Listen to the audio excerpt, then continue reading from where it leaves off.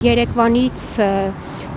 Ադրբեջանի Հանրապետությունը լուրեր է տարածում, թե Իրանը խփել է Նախիջևանի օդանավակայանին, տուժել է նաև քաղաքացիական ենթակառուցվածքներ, կան տուժածներ, սա ըստ ադրբեջանական կողմի հայտարարության, դուք ինչ կարծիք ունեք սրա մասին, մանավանդ որ Իրանը արդեն հերքել է։ Նախ Իրանը վերջին օրերին տեղի ունեցող ռազմական գործողությունների ժամանակահատվածում թիրախավորում է բոլոր այն երկրները, որտեղ կան Միացյալ Նահանգների եւ Իսրայելի բազաներ, ռադարներ, կենտրոնական հետախուզության վարչության ռեզիդենտուրաներ, այսինքն բոլոր այն կառույցները, որոնք որևէ ձևով սպառնալիք են ներկայացնում Իրանի համար։ Հիմա այս դեպքը որոշակիորեն տարբերվում է նախորդներից կամ Պարսից ծովի երկրների ուղղությամբ իրականացված հարվածներից նրանով, որ Իրանը միակ դեպքն է, որը հերքել է դրանում իր մասնակցությունը։ Բայց կարծում ստեղ կա որոշակի այլ ենթատեքստ, որը մի քանի սցենարային առումով քննարկվում է, ինչով է պայմանավորված այս հանգամանքը։ Դեռևս կպարզվի, թե որ երկրին պատկանող խաթերցներ են եղել, թեև այստեղ էլ կա որոշակի վերապահումներ, որովհետև կարող լինի մի երկրի արտադրության ԱԹՍ-ներ, բայց այդ պահին դրանք կիրառածել են լրիվ երրորդ երկրները եւ միանշանակ չէ զուտ արտադրությամբ համարելու թե ովքեր են իրականում դրա իրականացնողները, բայց դրա տակ կարող է թաքնվածնել այլ սպառնալիք։ Միգուցե կա խնդիր դրված երրորդ երկրների կողմից պայմանական Իսրայելի Ադրբեջանով ճակատ բացելու առումով, հատկապես որ Ադրբեջանի տարածքը տարբեր փուլերում Իսրայելը օգտագործել է առնվազն հետախուզություն իրականացնելու համատեքստում, դրա մասին տարբեր փորձագետներ նաև խոսել են եւ այս համատեքստում չի բացառում, որ տարբեր երկրներ միգուցե նաև Ադրբեջանի կամքից անկախ կամ նրա հետ համաձայնեցված փորձում են նրան ներգրավել Իրանի դեմ գործողություններում։ Հիմա սա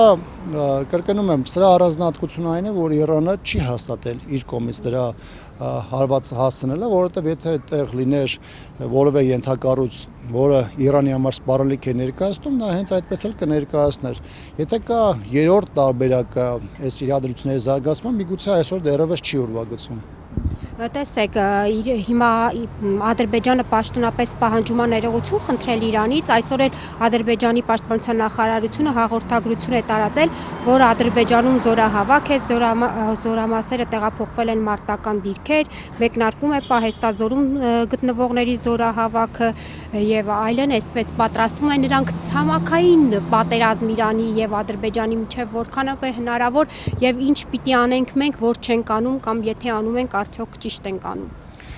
Սրա հետ կապված ավելի ճշգրիտ գնահատական տալու համար պետք է հասկանալ ընդհանրապես խորքում ինչ է տեղի ունենում եւ հատկապես այդ ԱԹՍ-ի հետ կապված իրադարձությունը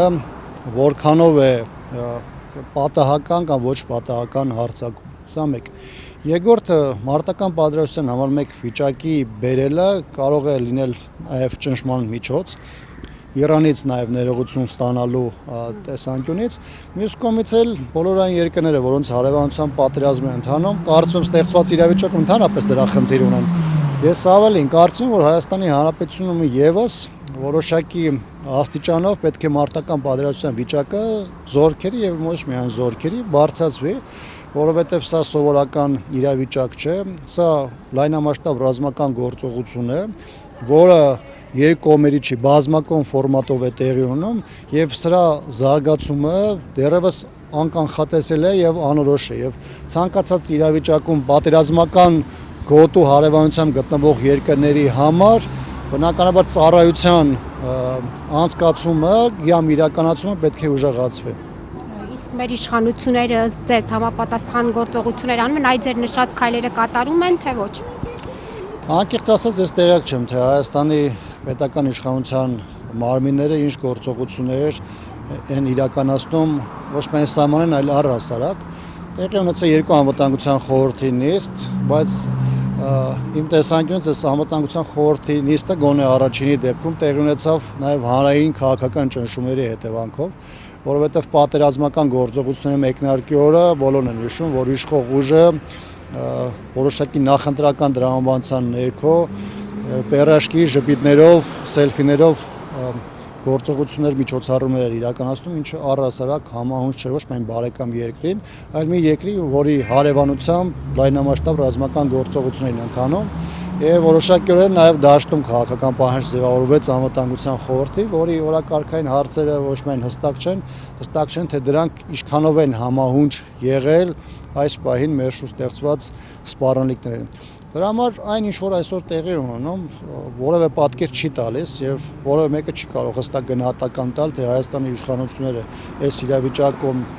ինչպես են գործում եւ այլն։ Միակ բանը, որը արտաքուստ նկատելի է, դա պատերազմից ի վեր Հայաստանի իշխանությունների անլուրջ պահվածքն ու գնահատականներն են, նաև այն համատեքստում, որ բարձր պաշտոնյաները, բարձր պաշտոն զբաղեցնող անձինք ասում են, որ դուք պետք է գնահատեք այն, որ Հայաստանում խաղաղություն է, ամբողջ աշխարհում պատերազմը մեր մոտ խաղաղություն է, սա կամ քաղաքական տհասության խնդիր է, կամ ակնհայտ մանիպուլյացիայի նպատակ հետապնդող, որովհետև դրանից 1-2 օր առաջ ոչ Արաբական Միացյալ Էմիրությունում, ոչ Բահրեյնում, ոչ Քաթարում, ոչ շատ այլ երկրներում որևէ ռազմական գործողություն չկար, նրանց հասարակությունների մեծամասնությունը նույնիսկ նման սպասում չունեին, որ նման բան կարող էր տեղի ունենալ, բայց իրավիճակը, որը զարգացավ բավականին կայծակնային,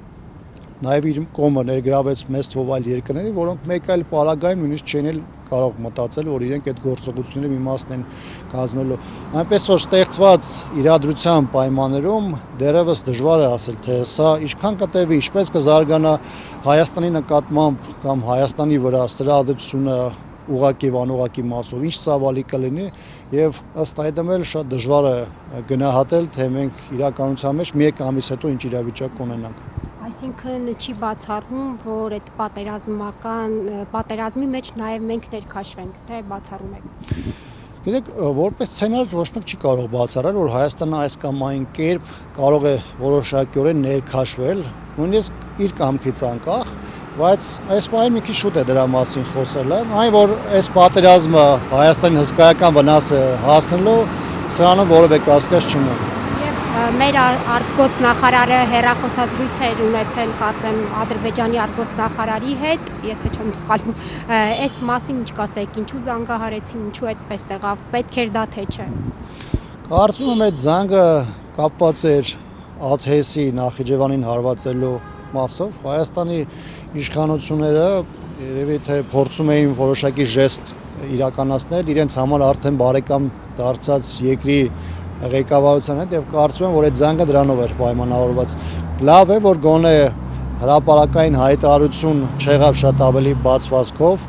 այլ այդ հայտարարության մեջ ընդհանուր ռեգիոնալ իրավիճակի հետ կապված որոշակի անհանգստություններ արտահայտվեցին։ Բաժանորդագրվեք Արմադ մեդիայի ալիքներին YouTube-ում, Facebook-ում, Instagram-ում եւ Telegram-ում։